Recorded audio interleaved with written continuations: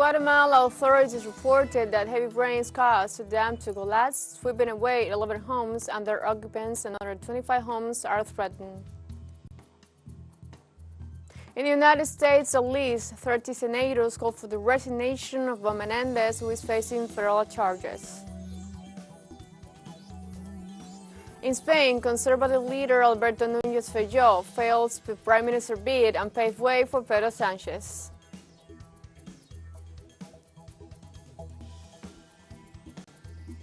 Hello, welcome to From the South. I'm Ana Razabal from the TeleSUR studios in Havana, Cuba. We begin with the news. With 38 votes in favor and 22 against, the Argentine Senate approved the modification of the income tax, a proposal promoted by the minister and presidential candidate Sergio Massa. After 18 hours of session, the repeal of the fourth category of income tax became law, creating a tax for only those who earn more than 15 minimum living wages as of 2024. This initiative creates a new tax on income from a certain amount, together with a progressive tax on the surplus that goes from 27% to 35%. Massa also announced that these actions are for the benefit of the country's economy. With the approval of the law, only income will be taxed with a schedule of tax separate from the determination of the current progressive scale and will not be subject to any other tax. In Argentina, Women's and Diversity collective marched to commemorate the Global Day of Action for Access to Legal, Safe, and Free Abortion. The mobilization is called for 4 p.m. local time from Plaza de Mayo to the Congress under the slogan "Freedom is ours," and will be repeated in various provinces. The march will also be against the right-wing or ultra-right parties, pointed out that if they win the presidency, it would mean the loss of several rights for the community.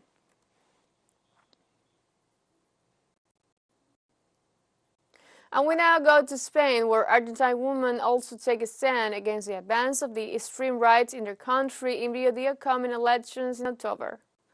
Argentine women in Spain third the position against the advance of the extreme right wing in view of the upcoming October elections.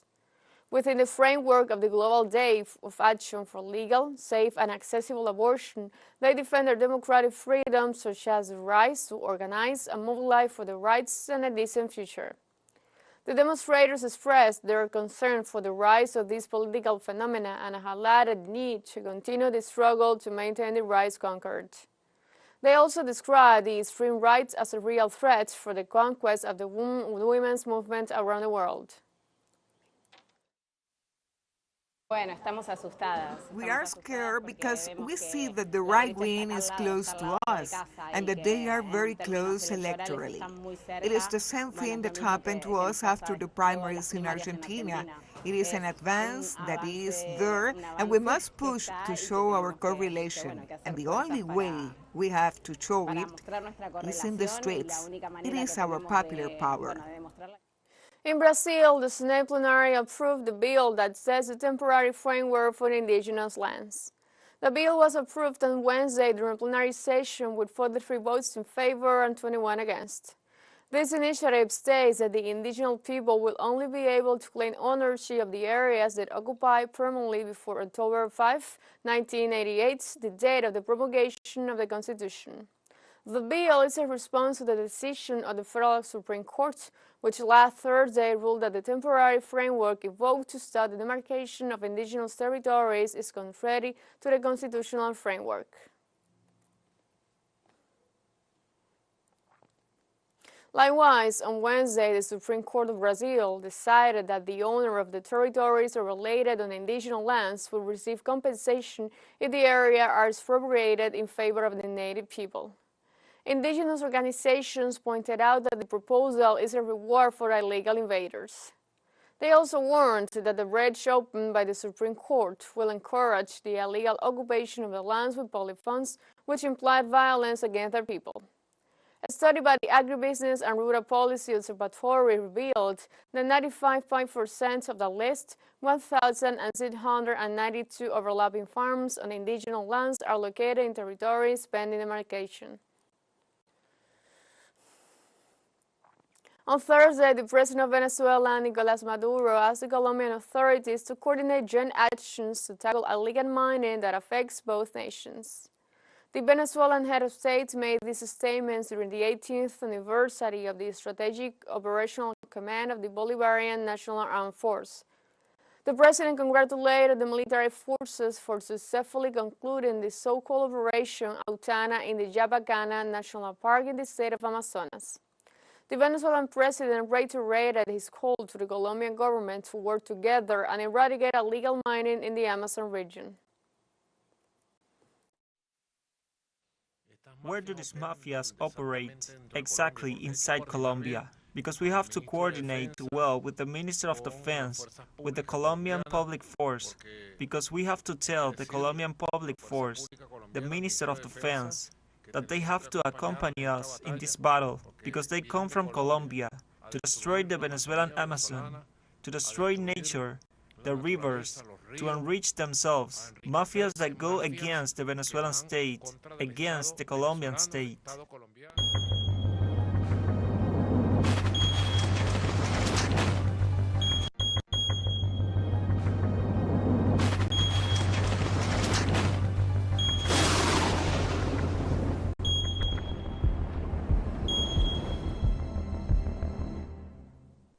On Thursday, the authorities in Guatemala reported that heavy rains caused the collapse of a dam, which swept away 11 houses and their inhabitants and left 25 other homes at risk.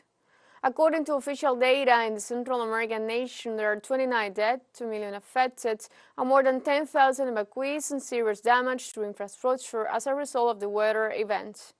The president of the country, Alejandro Yamatei, expressed his solidarity with the families affected by the tragedy and added that his government deployed 3 task forces with 94 troops to help affected areas. In the meantime, Yamatei called for unity and assured that this tragedy is a painful reminder of the reality of ecological crisis. I was making some eggs for my grandchildren when the whole kitchen came down. My daughter said to me, "Mom, get out!" And I left everything there. I got out, and when I got out, I fainted, and a man carried me out. Let's take a short break, but remember you can join us on TikTok at TeleSUR English, where you'll find news in different formats, dates, and more. Other studies coming up, stay with us.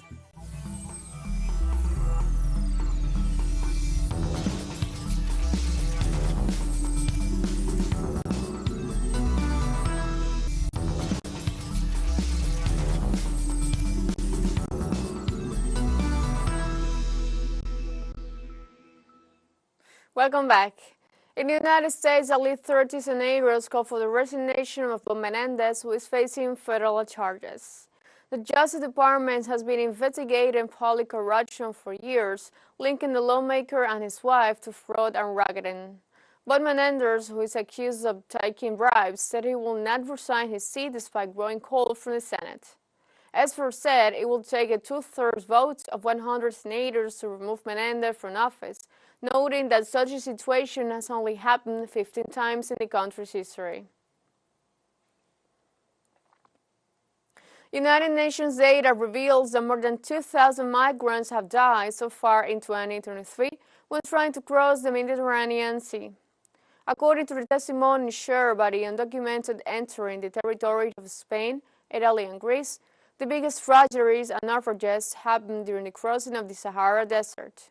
In this sense, the organization recommended the international community to take the necessary measures not only to prevent departures but also to take into account the different drivers of migration. And in this context, UNICEF Regional Director for Europe and Central Asia and Special Coordinator for Refugee and Migrant Response in Europe, Regina Di Dominicis, affirmed that the number of children and adults dying in the central Mediterranean sea migration routes has tripled this summer.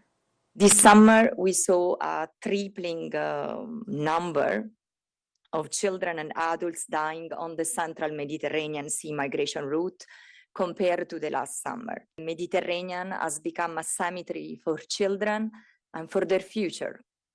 Policies today prevent an effective and coordinated search and rescue at sea. On Thursday, the Italian Council of Ministers approved new measures to face the current migration crisis in the region. According to a communiqué, the agency informed that within the norms of initiative, the norms related to the special procedure for the processing of the request for international protection were modified. The measure establishes that if the request for asylum is repetitive, the police commissioner may proceed with the deportation of migrants from the national territory.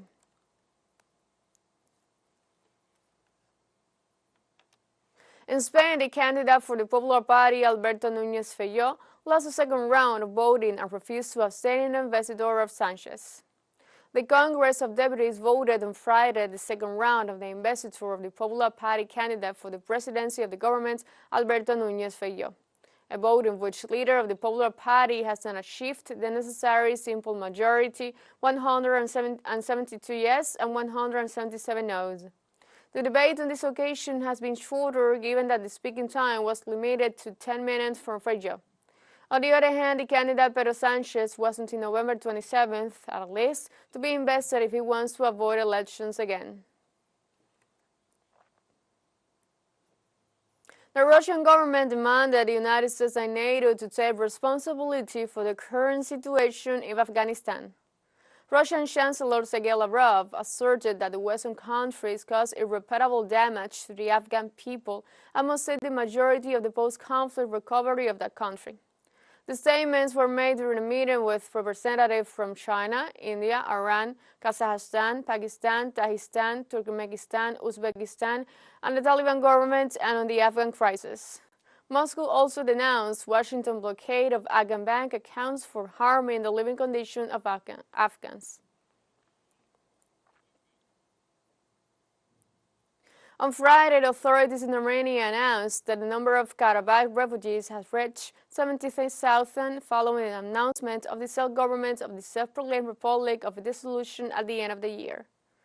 The number of the Armenians who received to leave the disputed territory represents about 60% of the total population of Nagorno-Karabakh, where it is estimated that 120,000 people were living. The exodus responds to the conditions imposed by Azerbaijan on the local authorities after their capitulation on September 20th. Meanwhile, in Yerevan, the Armenian Prime Minister Nikol Pashinyan denounced again that Azerbaijan is carrying out an ethnic cleansing and predicted that in the next few days, no Armenian will be left in Nagorno-Karabakh.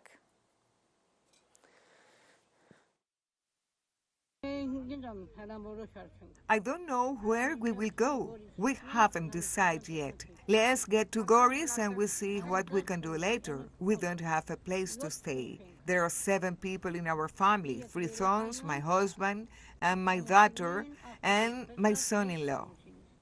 Local emergency services on Friday stressed that the number of Karabakhis killed in the explosion of the fuel deposit in the capital Nagorno-Karabakh, Stenaberg, on Monday rose to 170. Authorities confirmed to the official Armenian news agency Armen Press that so far a total of 170 remains have been found and transferred to the forensic office, and also stressed that the remains will be transported to the Armenia for identification by DNA analysis. The accident occurred on Monday in the middle of the evacuation of displaced Karabakhis when a gas station exploded in which dozens of cars were waiting to refuel to continue their exodus to Armenia.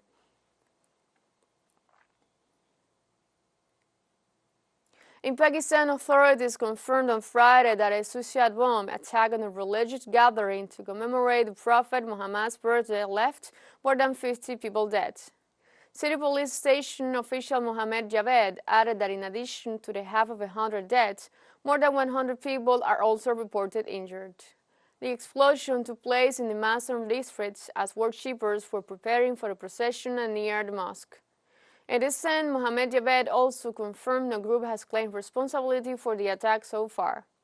The incident is the second explosion to take place in Mustan this month at a time of rising violence.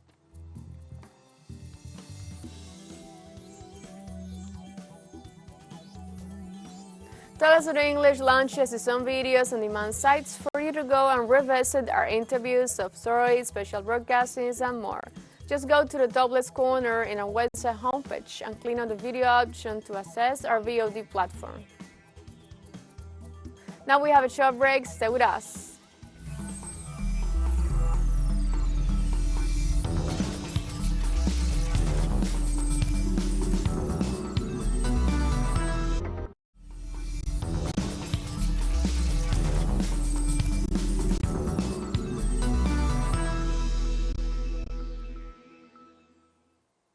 Welcome back. On Thursday in Niger, the Pan-Africanist leader Kemi Seba held a multitudinous act next to the French base in Niamey, where he called for the liberation of the people of Africa from the neocolonialism of the Western powers. Thousands of demonstrators gathered in the Nigerian capital for an act of protest called by Kemi Seba, leader of the organization urging questions of American nationalism, and considered one of the spokesmen of the Pan-Africanist movement, Seba. In a speech, called for an end to the Western neocolonialism and the overthrow of the president of countries such as Benin, Ivory Coast, and Senegal, subordinated to the interests of Europe. He also condemned the sanctions imposed in Niamey and declared that Pan-Africanism is not afraid of these actions that seek to intimidate the search for freedom of the nation of the world. Every people has the right to taste freedom. Every people has the right to taste independence. Every people has the right to regain its dignity. And if France doesn't want to allow Africans to breathe, we are going to force it to listen to us.